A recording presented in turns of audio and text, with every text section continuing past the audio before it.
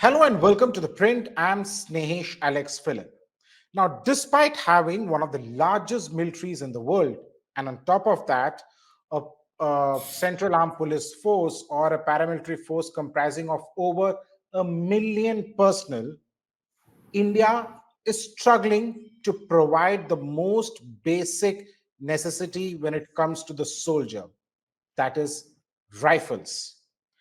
Now, such is the state that even if all the modernization projects are taken forward, the Indian Army will end up with not one, not two, but actually three different weapons and of three different calibers. Now, the Indian Army has gone in for a fresh order of 73,000 the 6R716 G2 petrol assault or battlefield rifle, which is a direct procurement from the US company. And now this has led to a social media uproar. And in a rare public outcry, Vivek Krishnan, the CEO of India's indigenous small arms manufacturer SSS Defence, has actually come out and spoken about in public. And it's a pleasure for me that I have with me Vivek Krishnan, the CEO of SSS Defence, to talk to us about what he feels and where the industry really is. Welcome to the show, Vivek. Thanks for having me, Snehesh. Appreciate it. My first question would be on what is your take on this Indian Army's procurement of 73,000 additional 6R716 rifles? Well, at first, I believe that what I put out as a tweet the other day summarized pretty much everything. My whole and possibly primary position, uh, hints at the fact that we fully understand when the SIG Sauer was procured for the very first time, and I think this was back in the 2017 to the 2019 era. We really did not have as much of a capability domestically when it came to small arms design and manufacturing. But we've made good strides since then. We've got private sector companies, we've got multiple private sector companies, in fact, which have the capability to put out a rifle that is chambered. As a matter of fact, this is a point which one needs to understand that what was done at that point in time is never contested. At that point in time, it was a necessity to kind of go out with a battlefield rifle, which was chambered for the 7.62 by 51, and I believe it was in the best interest. But we've come 5 years since 2019, right? In the course of that 5 years, we've come to figure out as to what is good about the rifle that was acquired. We've come to figure out as to what's not so good about the rifle. We've also come to figure out as to what uh, you know what our potential enemies might have as compatriots in the space as well. And also in the course of that particular time, we've gone across and we've signed up on the AK-203, which is a transfer of technology based AK series rifle, if I might put it very crudely. So my whole and sole contention was that we've had 5 years to prepare for a potential increase in the quantity. The 7.62 by 51 chambered rifle is at the end of the day one of the most elementary of all battlefield rifles. It's not something like rocket science, if I may, insist upon in this particular case. I believe industry should have been consulted. I believe there should be a solicitation process as it happens in many, developed markets. For example, when the US went across and said we need to kind of go about doing the next generation squad weapon program, one of the first things which the US Army did was insist on solicitations to come in from both the private sector as also from the government. And the companies which actually were capable of fielding something put out the solicitations, showed them the designs, worked through the designs, and the army basically gave them a certain period of time to kind of put out their limited series production rifles, which were then thereafter taken through a project management office. The project management office ran them through the whole process of selection. Finally, it was decided upon one of those companies, and the company that won the order uh, is now going to be starting to produce a certain limited quantity of those rifles. It's not like a big bang procurement. Even Yeah. at the level of a developed market like the US. It is basically something that will result in a certain number of rifles going through the paces, being tested Yeah. out in in key missions, in key environments, and possibly also maybe pushed into the NATO theater. Now, something like that is what I believe is ideal for a country like India, which has a very large standing army. Now, let's now go back to what I did say.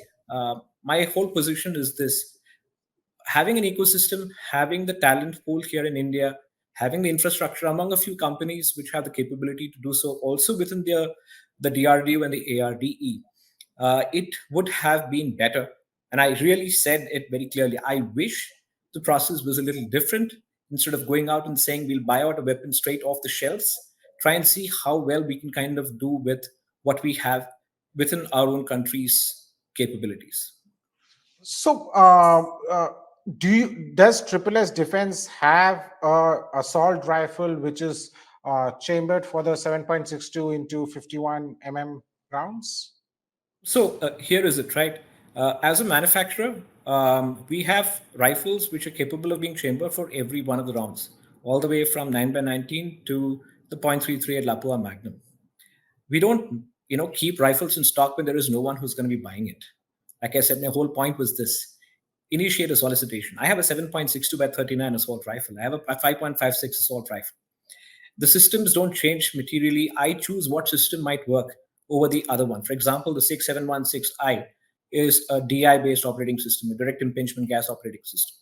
I might just go with a DI or maybe a short stroke piston, but I would have the flexibility if there was a solicitation process to put out my system and then go through with a certain competitive trial or a test. I'm still not insisting on the fact that they have to buy from me.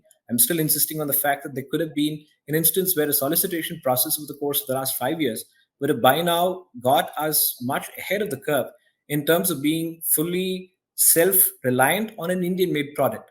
So, I don't keep rifles in stock just because of the fact that I want to keep them in stock. I'd rather kind of go and do the whole process of putting out a rifle which complies with what the army wants, based upon what mission criteria it actually intends to kind of consider as a priority. But yeah, the answer to your question, having so many calibers right now with us, it would be absolutely no problem to sit around. We already have the design, so it's just about getting that particular design into manufacturing and production. Okay. I spoke to the army about this whole controversy, and I wanted to know from them what their rationale was.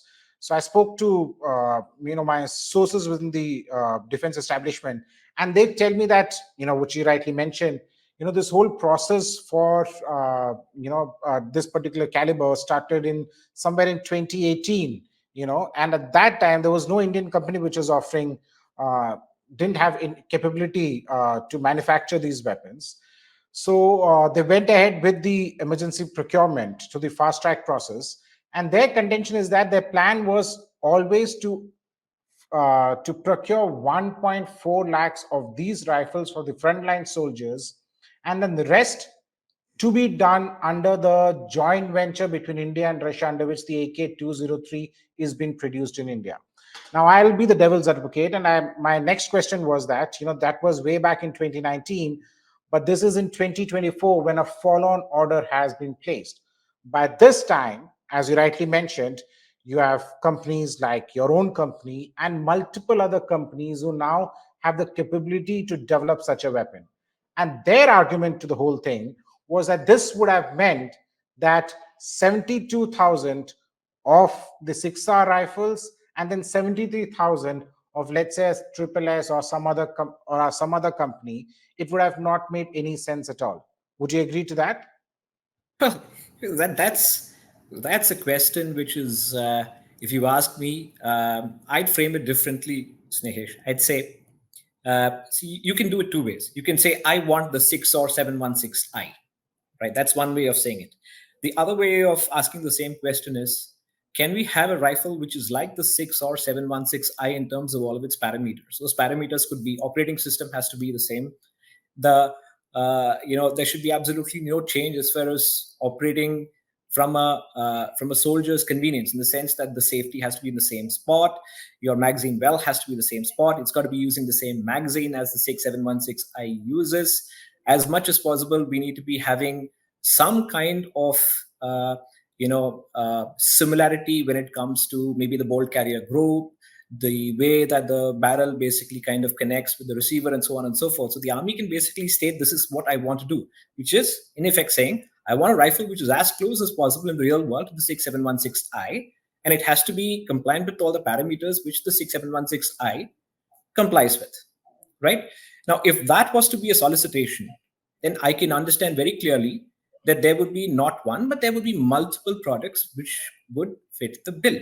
But if somebody says, I want the Maruti, which was built in the year 1995, with the same engine, with the same color combination, with the same, sort of accessories, and it has to be given to me, well, that's going to be a difficult ask. I could actually put out something which is even better, ensuring that the operating system, or for that matter the operating convenience, does not change. I mean, for example, the SIG Sauer 716i has the charging handle in the back. Yes, fine. Magazine well in the same position, fine. Ambidextrous safety, fine. The joinery between the barrel and the receiver, fine. We could basically kind of comply with all of those, and maybe a little more than that as well.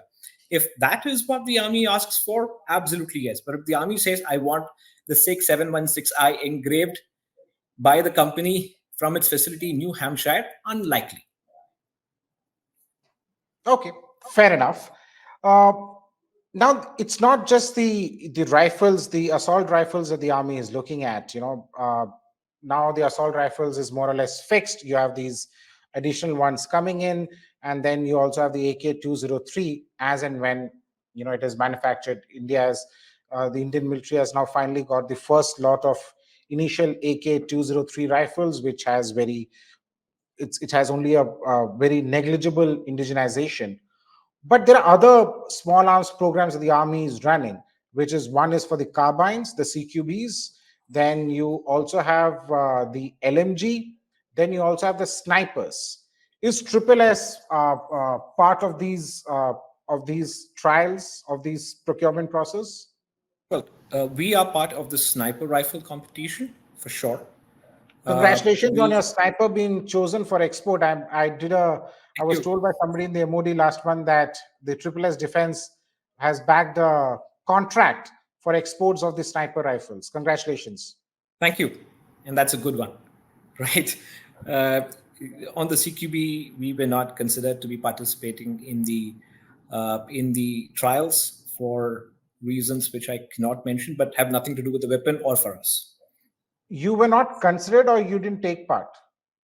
We took part. We were not considered to participate in the trials for reasons which have nothing to do with the weapon, which have nothing to do with our capabilities or the fact that we have set up infrastructure. In fact, if I was to be putting forward my position in this case, having the M72, which is a compliant weapon, is one thing, but we have the army process a certain procedure, and the procedure had certain compliance criteria. One of those compliance criteria was not met by us, but that compliance criteria had absolutely nothing to do with either our capabilities or the weapon, right? So on the carbine, we did not get to put the weapon into trials. On the sniper, you had yes. the weapon. But you have Absolutely, the weapon. yes. We have the weapon, we have the infrastructure, we have the capability to manufacture the same weapon as well. Okay. And then you're on the sniper. Yes, definitely on the sniper. Yes, I'm looking forward to the sniper for sure. So if I'm not mistaken, this is for about 4,000 snipers for the Indian Army. Yeah, a little over 4,000, closer to the 5,000 number, yes. And that includes the sniper rifle. It also includes the ammunition and the scopes and a lot of other things. So essentially, the Indian Army is still scouting for a sniper rifle, of which you are a part of. And if I'm not mistaken, there are two other companies also which are part of this. I think more than two. I think there are about 4 or 5 companies which are, and most of those companies basically coming in with foreign weapons. In fact, the foreign weapons are being put into trials. We'll be the only ones who will have an Indian weapon, an Indian design, Indian manufactured weapon in the trial.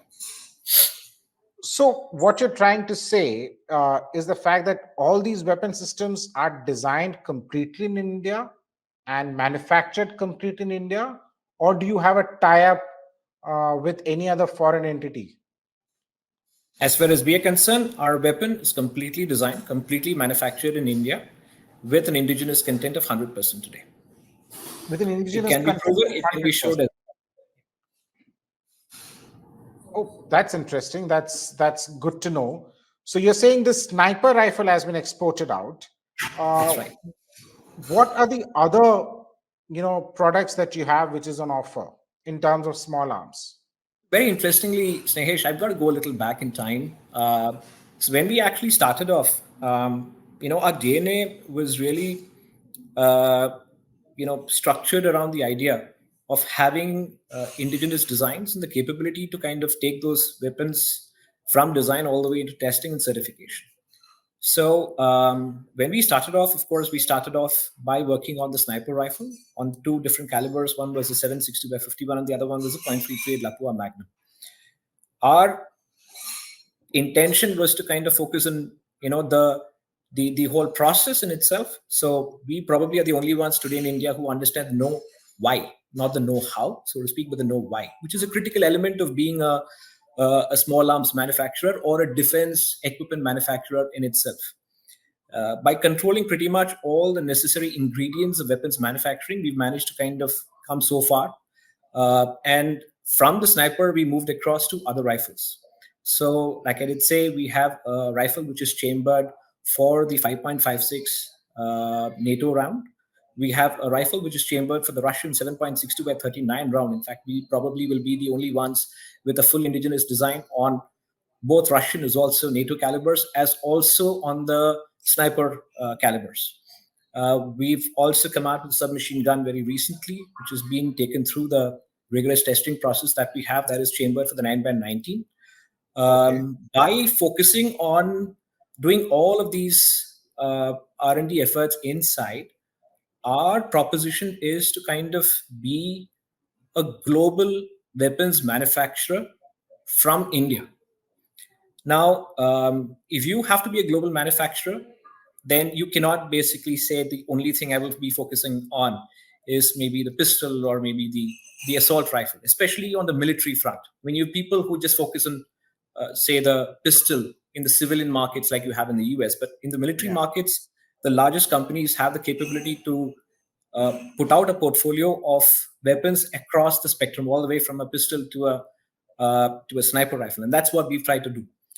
So we have the P72, which is basically sort of a, um, um, I'd say, competitor to the AK-47, and also a competitor to the AK-203. Now, we also have the 7.62 by 51 bolt action sniper rifle, which we hope to kind of take into international military markets over the course of the next 2 to 3 years. We also have the 9x19 submachine gun. So, if you note, indigenous design wise, there is only one indigenous design so far of the submachine gun, which is basically the ASMI. Very good weapon, Yeah. absolutely fantastic weapon. ARD is also Colonel Bansal has put in a phenomenal effort to kind of take it into where it is. We've tried to kind of follow that as well and try to put out something which is a 9x19 SMG, largely intended for the law enforcement markets as well. So Okay. if I look at my portfolio, the idea is to not just be limited to India. The idea is to be kind of looking at the global markets, right? It is very similar to what the Koreans have done. It is very similar to what the Serbs have done, companies like Zastava in Serbia, and that's pretty much what we will do as well. So, so when you say that you're focusing on the global markets, that is basically exports. Now, the Indian Army route for assault rifles is closed. You mentioned that you were not considered for the carbines, strangely, surprisingly, which means that that route is also closed now. So, as far as the Indian Army is concerned, only the snipers are left, right? That's right. And That's right. But we also have a large paramilitary market. We've got a large police market, and all of these markets basically add up in the Indian context.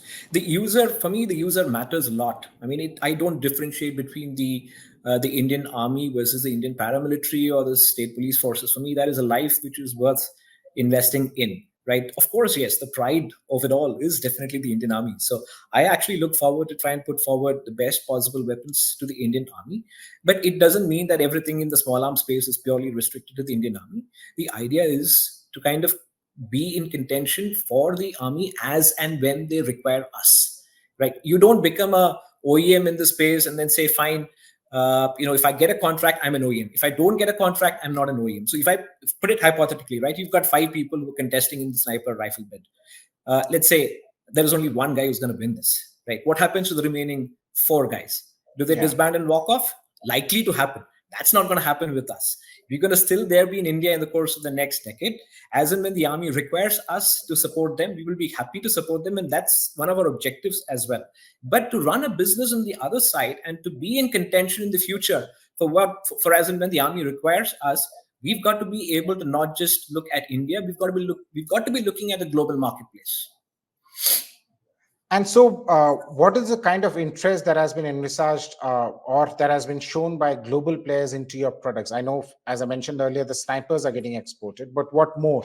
How many countries are you in touch with? And would you be able to tell us which country have you exported the sniper to? I wouldn't be able to talk about the country. Needless to say, that is not something that I'm allowed to do so due to confidentiality reasons. But Perfect. I was just trying my luck. I'll give you, yeah, that luck is not going to work today for sure. But the geopolitical angles have really turned the table. Uh, Today, you have uh, one very large superpower, Russia, which is unable to actually support the rest of the world with its products. Yeah. The Russians, even otherwise, possibly giving us third and fourth grade products. For example, the AK-203 was basically a second cousin to the AK-103, whilst they moved on to the AK-12, AK-15s, and other better, uh, higher spec rifles, so to speak. But the fact is that the Russians are fighting a war and they're unable to kind of supply the rest of the world. The rest of the world is actually going to be in a situation where they need to have alternative sources of supply and alternative sources which are capable of doing the job that the AK, series of rifles were doing for them. So we see that the P-72 is going to be something that a lot of countries might find, very interesting. There are also countries which today are unable to even receive, uh, their supplies from NATO markets because even NATO has basically put in all of its efforts into supplying the battlefront in Ukraine. So geopolitical churns like whatever we see right now are ideal uh, for somebody like us. And but fine, whilst exports are very important, I still focus on my home market, which is basically the law enforcement market in India. We have special task forces, we've got the paramilitary forces, many of which will never receive the AK-203 Yeah. because their modernization efforts basically go hand in hand with what the military is wanting to do. And if the AK-203 is going to be prioritizing the military, there is also the opportunity that opens up for us in the paramilitary market. And being able to put out a good weapon and an indigenous weapon is our priority. If we do fail in that particular endeavor, so be it, because not everyone is going to be successful. But being able to kind of get back on the horse and try to figure out as to what it is that we can make better, that's going to be our focus. So, how many countries are you in touch with in terms of procurement of these of your systems? Needless to say, there are at least about 3 to 4 as of Three today. to four, 3 to 4 countries are in touch with you for your weapon systems. That has not made its way into the Indian Army, sadly. But correct me if I'm wrong. You're from small arms. You're also now into manufacturing of ammunition, Well, and yes, Triple S Defense has also backed an export contract for the ammunition as well. that's right. That's right. Um, See, it's not easy for me to kind of say that this was something that we had as as a vision 5 years back, because I don't think we had this as a vision, right? But then it kind of built on to things as we kind of evolved over the course of time. It became very apparent to us about 4 years back that that the weapon is also the ammunition is going to be critical for any OEM. Yeah. SIG, for example, decided that it wanted to also play in the ammunition front, and today they're one of the largest players on the ammunition side. And it helps them to have both the weapon as also the ammunition under the same umbrella, and that's a very intelligent thing, right? Uh, we did not think about this as visionaries would do. In hindsight, it's possible to say that, but that's not true. We added the ammunition. We wanted to make sure that when we put out a weapon, we also have something which is compliant and does not make the weapon uh, weak. It makes the weapon superior, and that's how the ammunition venture basically started off. We have a joint venture with the second largest ammunition manufacturing company in the world, a company called CBC. In that particular respect, we've also got export contracts that will keep us busy for the next 2 years. Again, ammunition is also something that is very short in supply as of today. The global Yeah. market is searching for ammunition because of the geopolitical churn that we're seeing. In fact, I actually have to tell you this, and this is a story which I don't know many people even realize. When October 7th last year happened, and you had war breaking out in the Middle East, and a whole bunch of reserves from Israel basically being called into the war front.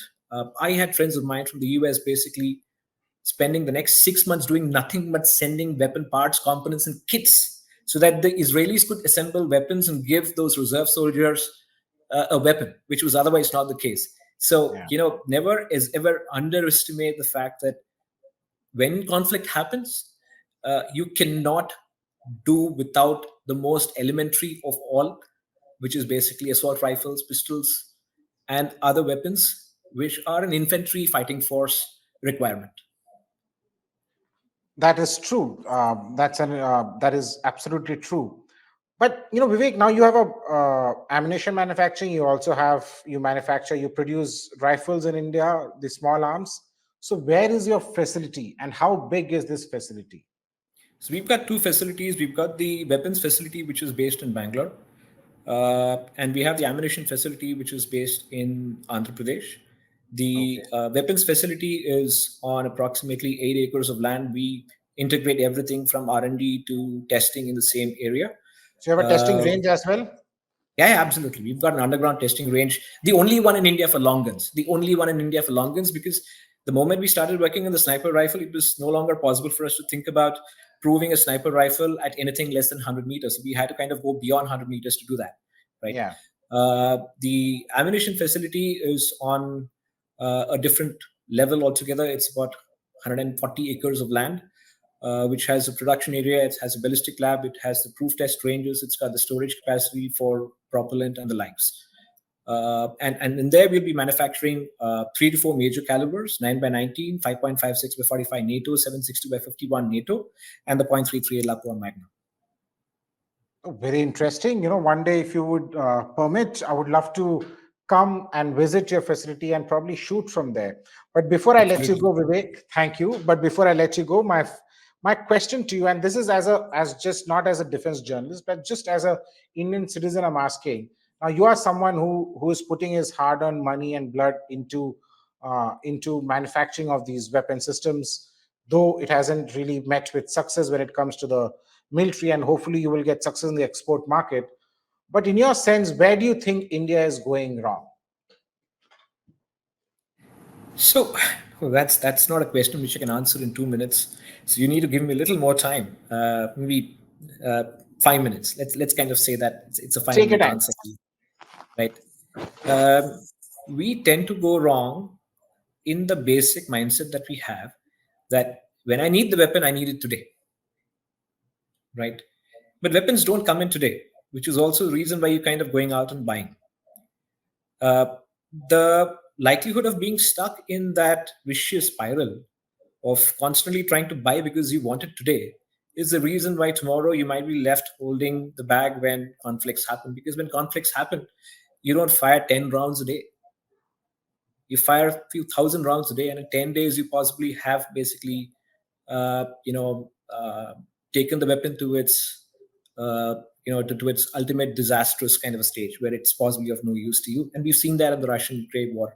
There have been multiple companies which have basically replaced those weapons, Yeah. and it's a fact. So conflict is something that I believe the forces definitely prepare for. But from a military industrial complex perspective, we've not thought about this as much. When the ordnance factories were the only source of weapons, it was fine. You could basically say that the government is the final responsible person for supplying the government, right? But that is changing because your weapon quality has to change, your weapon designs got to change, and not everyone is capable of kind of giving you that kind of a self-reliant base.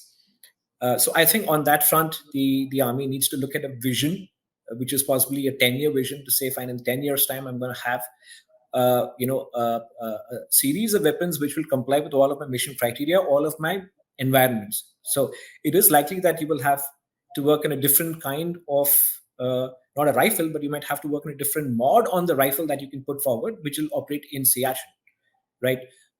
You might require in due course of time to look at rifles where um, for special operations related requirements, it is slightly different from the regular infantry kind of rifles. That's what we would like to do, honestly speaking. That's something that we've been working on the sidelines, but I'm not going to boast about that. Let's still talk about that one, right? So that's something that I believe any military force in this world has to think about, which is the next 10 years, and how is it that we can be self-reliant, so that if there is conflict, there is no reason for you to go out and acquire from a US, from a Korea, from the UAE of all the people, right? Uh, might happen, but uh, that should not be a port of call, or that should never happen, that we have to kind of go around and then say, give us rifles. The second thing is this. See, isolating the military from the economy is a mistake that ought not to happen. We have a very good talent pool of people. We've got a very good talent pool of engineers, especially, who are coming up as far as the learning curve is concerned when it comes to weapons design. Yeah. Giving away that opportunity of building your talent pool and thereafter helping the talent pool to build up the MIC is a cardinal mistake which any armed forces or any strategic organization within the government will do. So one of the points I did mention to you is this: the neighborhood that we have, expecting that we will have a full-on battle tomorrow and be capable of calling in, requirements, whether that is designers or people who can help you out with fighting the war, is not possible. You've got to build up your own talent pool, and that's something that I believe the army has to kind of look at seriously, which is why indigenization makes a lot of sense. But indigenization is also evolutionary. So the army has got to think about evolutionary kind of modus operandi, not a big bang, I procure today and I'm done. Now, that's disaster, because it's a very dynamic setup. If you've seen this, the US Army is actually looking towards the NGSW program, going towards an intermediate military cartridge. These are all things which are happening in the small arms world after a very long period of time. Yeah. Polymer cased ammunition, right? Uh, uh, Multiple metals being used as far as ammunition is concerned. These are all developments which have been happening over the course of the last 3 to 4 years. By going in for a big bang approach, you kind of put yourself in the situation where the evolutionary approach of getting better and better as you move forward in your weapon systems hardware is ruled out, right? So instead of looking at procurement, start looking uh, at an evolutionary approach, so that in the course of the next 6 7 years, 3 to 4 companies, whosoever it is capable of building up that MIC for you, are always there to support you, good times or bad times. And when they have the capability to do that with the armed forces, then you also increase their capacity to go into export markets, Yeah. right? Because in export markets, there is geopolitical leverage which comes into play. Geopolitical leverage for the Indian establishment is something that is critical. A country like Korea is basically starting to pull the strings today Yeah. across the globe with its hardware. I don't see any reason why we should not be able to.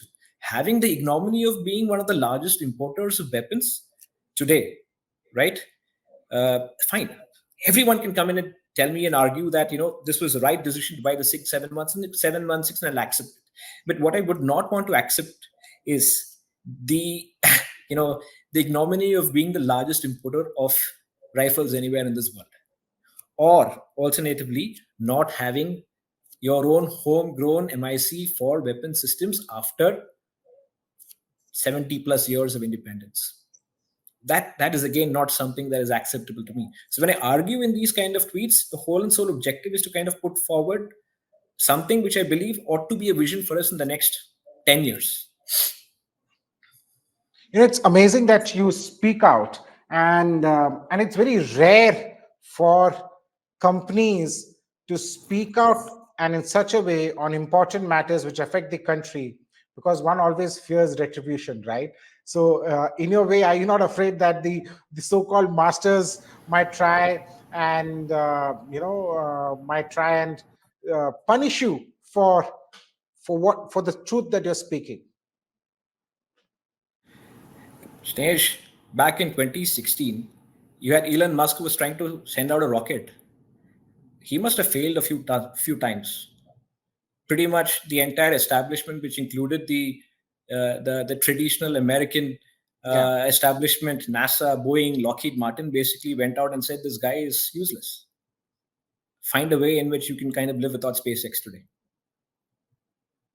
So if someone's got the spine to say certain things, it is, and that too, not say it with vitriol. I've never said anything with vitriol so far. Pretty much all of my points have been geared towards ensuring that there is indigenization in the small arms space. And if there is indigenization in the small arms space, one should obviously be looking at spreading this whole movement across the entire defense hardware spectrum. So if I am actually saying certain things out, I'm saying things out with this realization today that if there is no vitriol and there is nothing but proper intent, someone would really have to kind of have an enmity towards me to kind of to put me on the dock. That's fine. My karma is going to come back to me irrespective, right? So it's okay. Well, on that note, thank you so much, Vivek, for speaking to the print, and I wish you all the best for the sniper rifle contest, as well as for the export market, as well as the CAPFs and the state police forces. Thank you so much. Thank you. Appreciate it.